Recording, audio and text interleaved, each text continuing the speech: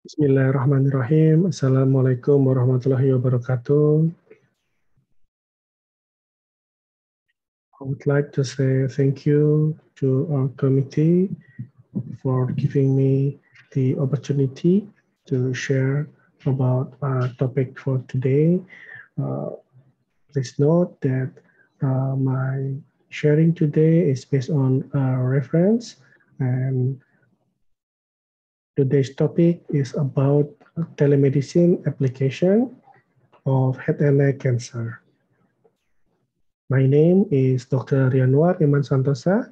I'm from Otolaryngology and Head and Neck Surgery Department of Diponegoro University in Semarang, Indonesia.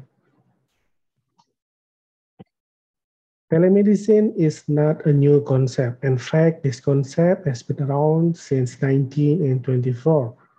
Our ancestor doctors has been really innovative and even try to good provide a good diagram and proof of concept. But at the time, the technology were not available, so this remain a concept until today. Before we go deep into telemedicine, we need to know several scope of telehealth terminology. The largest one encompasses everything called e-health, is the use of technology in healthcare. And then there's telehealth, and the terms which is broad and consists of preventive, promotive, and also curative healthcare delivered over a distance. On today's topic, we will focus more on telemedicine, which is mainly focused on curative aspect. There are many forms of telemedicine, and if we perform this using a mobile devices, it will be termed as mobile health. Telemedicine in otolaryngology only started in the last 20 years, but otolaryngologists around the world has not been too keen to adopt this telemedicine in their daily practices because they still need an image and video image of ear and upper aerodigestive tract structures. Those are very essential features of otolaryngological examinations. So we are left behind by other specialties such as radiologists, archaeologists, and others. Due to the COVID-19 pandemic, the telemedicine has seen a very rapid development. So we can see from the consumer or the patient point of view, previously only 11% are using telemedicine. Only 11% of patients are interested in using telehealth before COVID-19 pandemic. But after that, it has rise up to 76% and keep on growing onwards. And the most frequently done of telemedicine is 35% here shows of home health services. So virtual home health services are performed as the most frequent activity. Although the potential for otolaryngology doctors, which are having office uh, practices and still very low. This is only 9%. It's called terms as near virtual office visits. So this means that if you have a clinic which is physically available to the patient and accessible, you can add teleconsultation features integrate into your clinic, and your clinic will be able to perform a near virtual office visit, which is more ideal for patients because they can come to your office if they need to, and they also can perform a telemedicine to your clinic. The practice of telehealth in otolaryngology Since 1994 until 2019, roughly only 20 publications per year. But since 2019 until now, 2020, it, it has risen until 80 research of publication regarding practice of telehealth in otolaryngology. This means that the interest in telemedicine in otolaryngology have risen significantly. So we need to quickly adapt to this one, and we need to find what are the options that are available to us. From the patient point of view, they have seen a drop of outpatient visits, up to 75% of drop in visits in April and 2020. And the teleconsultation visits have increased. From surgeon point of view, there's a research from Scafani and et al. On telemedicine lesson learned during the COVID-19 pandemic. They look at 34 surgeon, ENT surgeon, from the pre-pandemic era. They find that only 18% are performing telemedicine. But post-pandemic, 40% of ethnic surgeons are using telemedicine, and the other subspecialties such as pediatric, laryngologists, and rhinologists go up even 100%. And if we see the next graph in this slide, the vertical graph are total visits, and the lines here shows the teleconsultation visits. So in the especially head and neck surgeon group, we see that previously very low teleconsultation has been performed, and then it has risen until 20% of the total visit from the previous year. But slowly it has decreased into the 10 to 15%. On the satisfaction of the physician in the terms of the ability to make accurate telemedicine diagnosis as compared to in-person visits, the head and neck group surgeon, which is the blue triangle, shows there are less satisfied. So they still prefer an inpatient visits. So initially in this research, the surgeon used telemedicine in form of teleconsultation for all of the cases, such as new patients visits, routine follow-up, preoperative consultation, and also post-operative visits. So they try to adopt telemedicine in all form of cases. And they found that it is not very useful, it is not very applicable because there are limitations.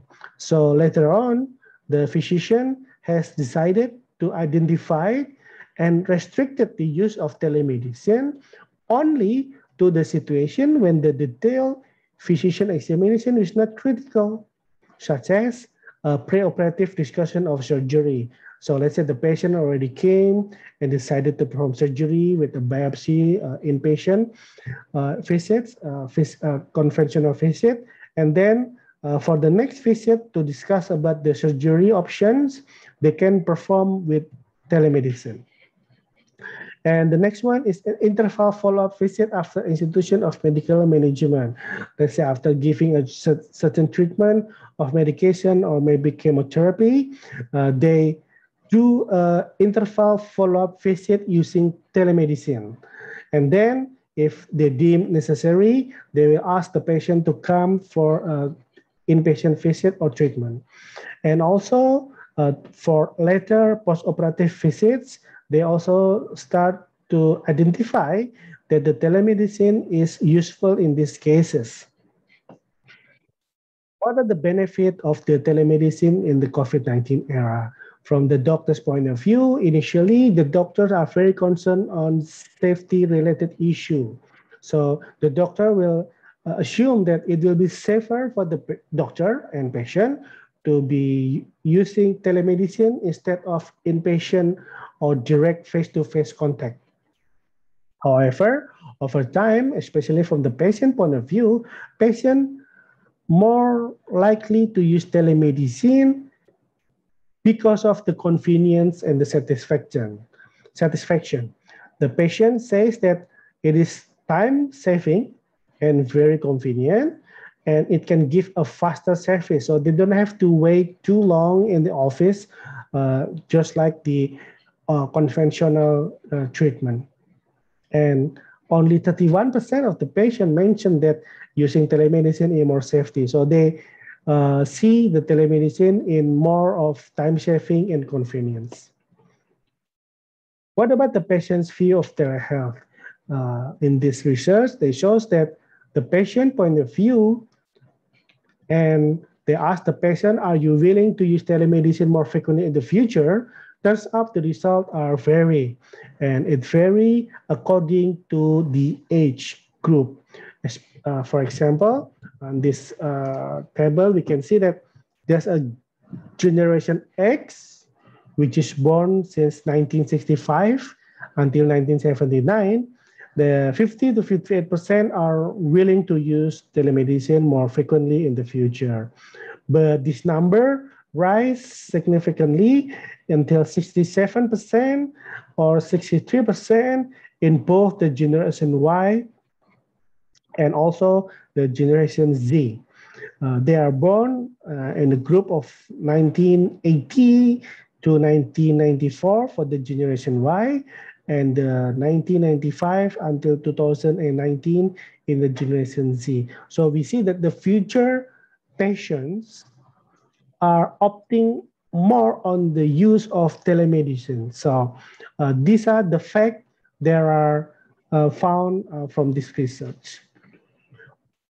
So although the telemedicine has an increasing trend, the doctors and both also the patient must recognize that there are major weaknesses of telemedicine, and these are very important. So nothing is perfect. There's always there's a catch in everything. So on telemedicine, the major weaknesses are, number one, the inability to make an adequate diagnosis from a limited examination, especially only using a video call. So both patients and physician must recognize this limitation. Therefore, we understand that although we have performed a telemedicine consultation, we may require an immediate in-person follow-up for traditional examination.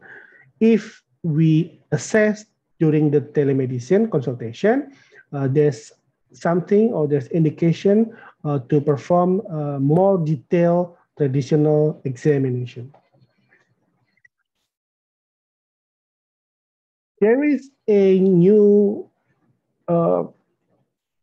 concept on telemedicine, especially in otolaryngology. In terms, they call it as an outpatient otolaryngology teleconsultation.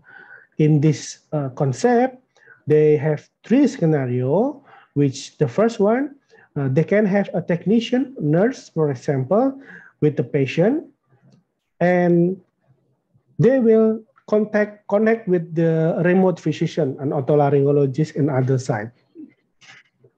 It can be a nurse, could be a local physician or general physician, or it can also be a local emergency medicine physician.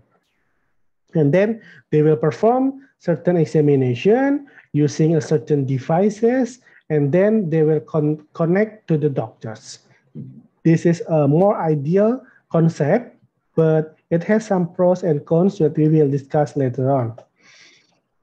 Next is another concept, which is called an augmented outpatient otolaryngology teleconsultation.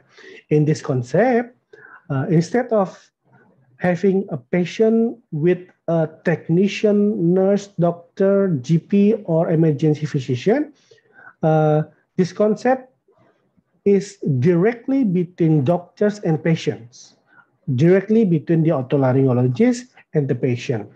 But the patient are given a special device that is called as a digital otoscope. So the patient can use the digital otoscope to see their own ear or cavity and nasal with training beforehand. And in this scenario, the patient and physician will be able to interact directly without a local healthcare provider to act as intermediary.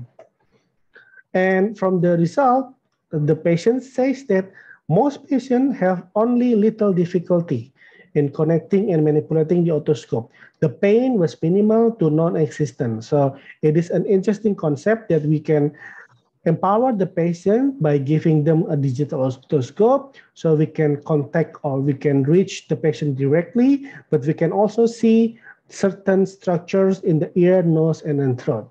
And although this must be considered that they have to pay another extra money to purchase the digital otoscope.